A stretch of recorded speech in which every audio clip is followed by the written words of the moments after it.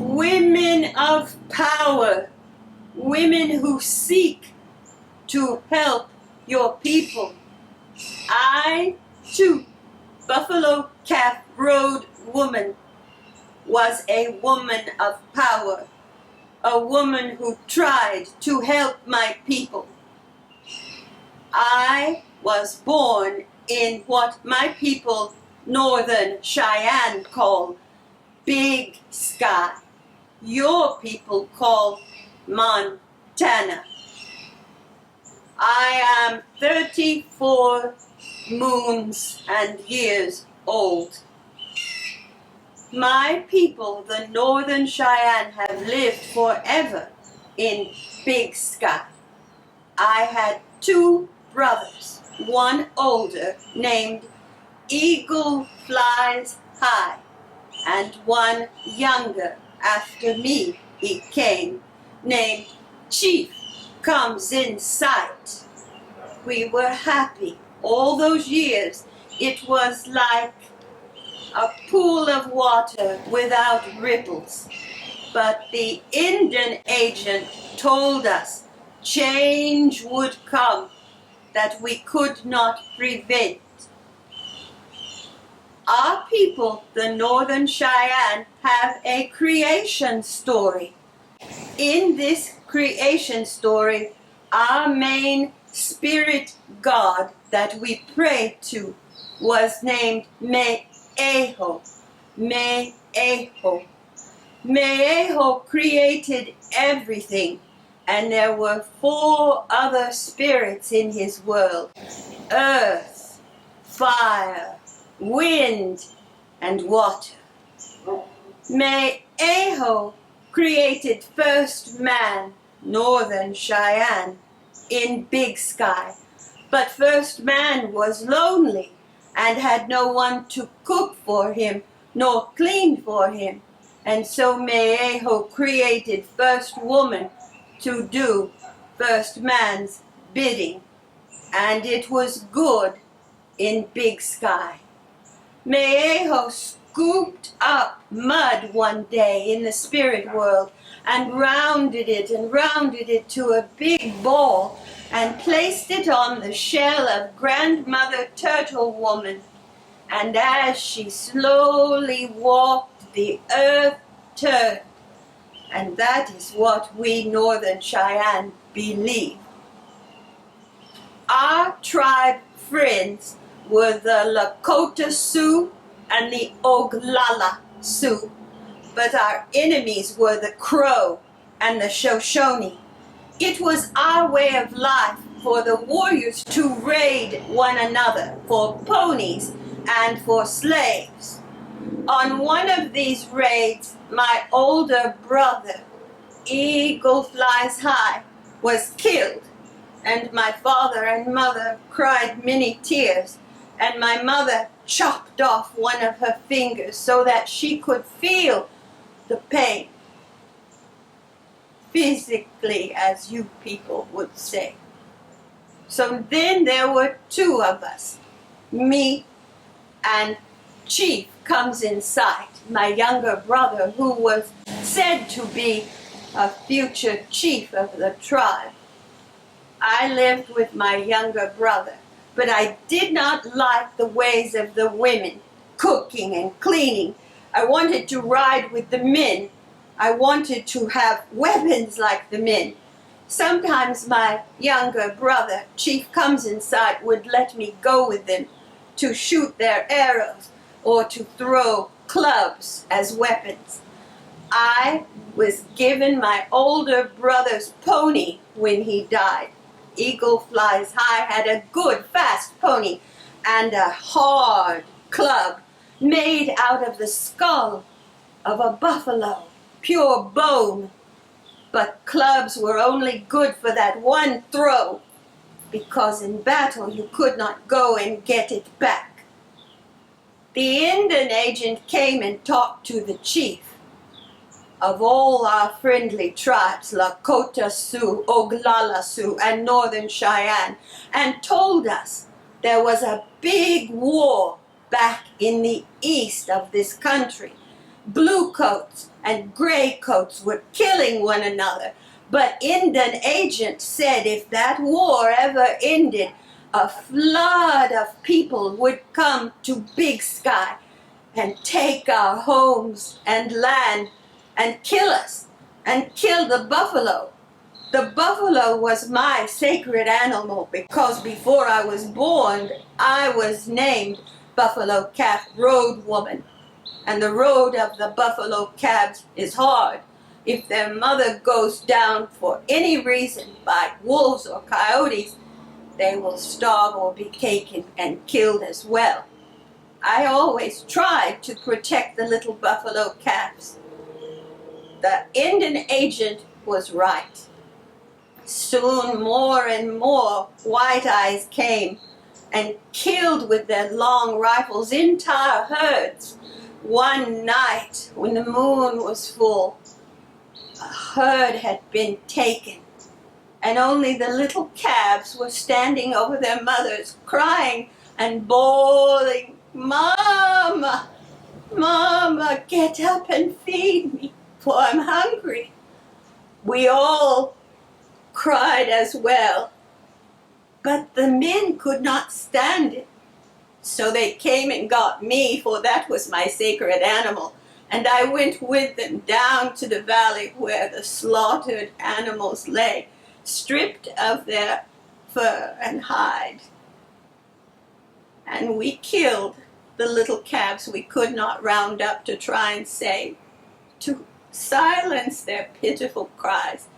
This was the change that was coming to Big Sky. The year was 1876, June. We heard from the Indian agent of a general out west, General Crook. Our tribe called him Crooked Man. He was coming to round us up, to take the women and children, and then the men would return and be sent to a place the Indian agent called a reservation. The chief called everyone together and asked the warriors, the braves, the men and women, "Do you want to fight for your home? Or do you want to go to this place called reservation?" They all sighed and said, "We want to fight for our home. We have not gone to their home to take what is theirs. Why are they coming to Big Sky to take what is ours and has been ours for many moons and centuries?" And so we fought. Our friends, the Lakota and the Oglala, fought with us. And on June 18th, there was a big battle with General Crooked Man. But the Oglala and the Lakota and the Northern Cheyenne won in that battle. And I had a part in that battle. I could ride my brother's pony. It was a good pony well, and I had my club. The women always stood on the edges of the battle. And on June 18th, they were standing there as well. They did not want to go forward, but if they saw their men fall, their husband, their father, their brother, their loved ones, they could run in and try to grab them and pull them to safety. I only had the one brother now. Chief comes in sight, and the dirt and the dust that was kicked up by the horses' hooves and by the feet of the warriors was great. It was hard to see. I sat on my brother's pony. My father was standing there with me, and my mother, and we all saw Chief comes in sight fall to the ground. And so I rode my pony in quickly, and I was a big, strong woman. I reached down in the battle, and Chief comes in sight, grabbed my arm and was behind me. And I rode back to the women at the edge, and he got down. But our warriors were retreating and running away from the fight. Chief comes in sight, said, You are the women. for my sister is braver than you. I will return to fight Crooked Man. Come with me, or we will lose Big Sky forever." And they ran back into the battle. I wanted to go as well, but my father grabbed the reins and bridle of the horse, and he said to me, "Naishtate, ao." You have done enough for today. It was powerful bad medicine for women to run and fight into battle with men. But I wanted to turn my pony's head and go and help the men. I knew that I was brave enough. I was not afraid. But then my father changed his voice from gentle and said, "Naishtate, ao! Naishtate, ao!" And he would not let me go back. You have done enough for today. That night, after the Battle of Rose Blossom. Rose Blossom. What a beautiful name for a horrible fight. We had lost many, but the White Eyes under Crooked Man had lost more. There was much feasting and dancing that night. I had never had a warrior come and stand before me in the circle of uniting hands, binding hands and hearts. I was 34 and I thought I would have to live with my younger brother's family forever. But that night, in the circle of the joining of the hands, the binding of the hands, Black Coyote came and stood before me, and our hands were bound with leather strips. I would have a man. Black Coyote and I were happy for 1 week.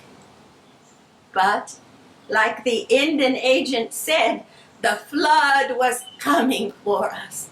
You cannot stop change, women of power. You must learn how you will work against or for it. In 1 week, over 3,000 Indians gathered in Big Sky, Lakota, Oglala, Sioux, many teepees. A big battle was coming in 1 week, June 25th and 26th, the preparations, 1876. We called it the Battle of the Greasy Grass, for the grass near the river and the big rocks became black during the battle. It had been tall, but it was beaten down and became slippery and black. So it was called by Northern Cheyenne Battle of the Greasy Grass. For you White Eyes, it was called Battle of the Little Bighorn. We had heard of a White Eyes with long yellow curls and hair and a fringed jacket. Custer. He came with the 7th Cavalry, but they did not know there were 3,000 and more coming of Lakota, Oglala, and Northern Cheyenne. He had 897. I know, for they all fell. On the morning of the battle, I was on my brother's pony. Eagle flies high. Such a good, fast pony. And this time I had my weapon. I would be able to throw it one time, made of solid bone from that buffalo's head and skull.